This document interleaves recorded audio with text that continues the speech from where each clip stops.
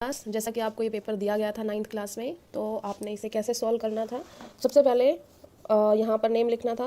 जैसे for example मैं अपना ही नाम लिख देती हूँ, फादर नेम भी लिखना था, तो वो आप लिख सकते हैं। मैं सिर्फ पेपर सॉल्व करवा रही हूँ। पहला है state of matter which has definite shape and definite volume. देखो स्टेट मतलब अवस्था, पदार्थ की वह अवस्था बतानी है जिसके अंदर निश्चित ही शेप हो, आकार हो और निश्चित ही आयतन हो, तो सॉलिड है वो, पहला आंसर हो गया।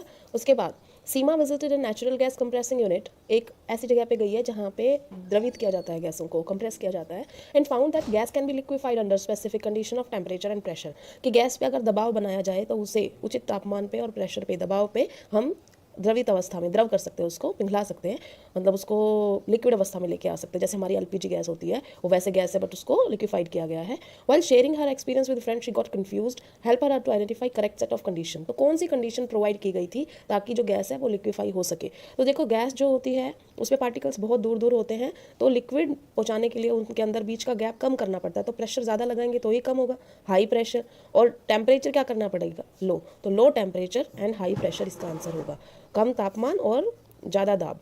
The property of to flow is unique to fluids, which one of the following statement is correct. देखो जो फ्लो की प्रॉपर्टी होती है वो गैस और लिक्विड दोनों में होती है। गैस भी आप एक जगह पे रख नहीं सकते, वो बह के दूसरी जगह पे चली जाती है, ऐसी लिक्विड भी।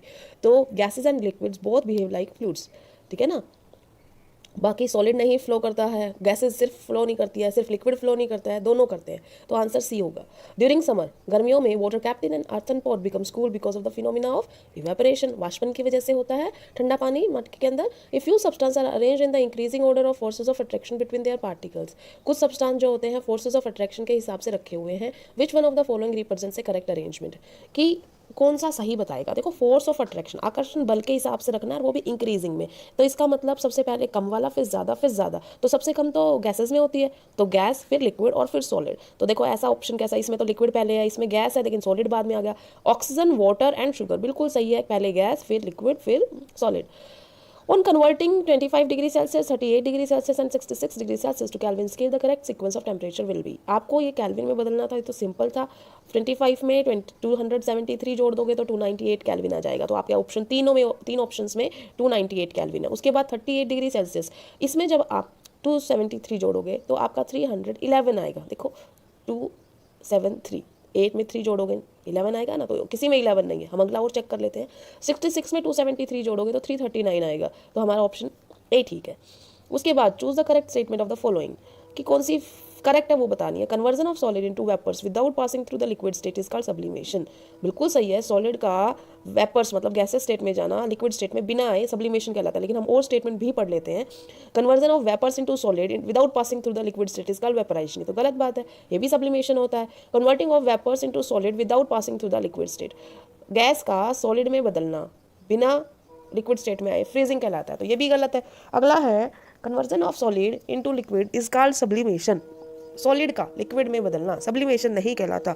ठोस अवस्था का द्रव अवस्था में बदलने वाले प्रोसेस को हम संगलन कहते हैं, फ्यूजन कहते हैं। तो सिर्फ एक ही ऑप्शन ठीक आया हमारा, ए। अब आते हैं the boiling point of diethyl ether acetone and n butyl alcohol are 35 degree Celsius, 56 degree Celsius, 118 degree Celsius respectively. Which one of the following correctly represents their boiling point in Kelvin scale. Question ऐसे ही बड़ा है, सिर्फ आपको जो Celsius में दिया गया है उसको केल्विन में बदलना है, तो फिर से आप 273 ऐड कर दो। 35 प्लस में 273 कितना हो गया आपका, हम जोड़ के देख लेते हैं, कभी गलती हो जाए तो। हमने जोड़ा ये और ये आ गया हमारा 308 केल्विन, तो दो ऑप्शन है हमारे पास 308 केल्विन के, कोई बात नहीं, हम अगला और कर लेते हैं।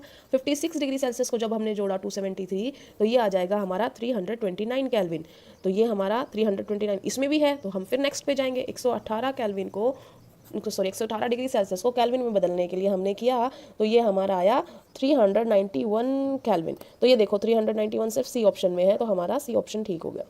Which condition out of the following will increase the evaporation of water. वाष्पन को बढ़ाने के 4 फैक्टर थे, या तो तापमान बढ़ा दो, या ह्यूमिडिटी घटा दो, हवा बढ़ा दो, या सरफेस एरिया बढ़ा दो।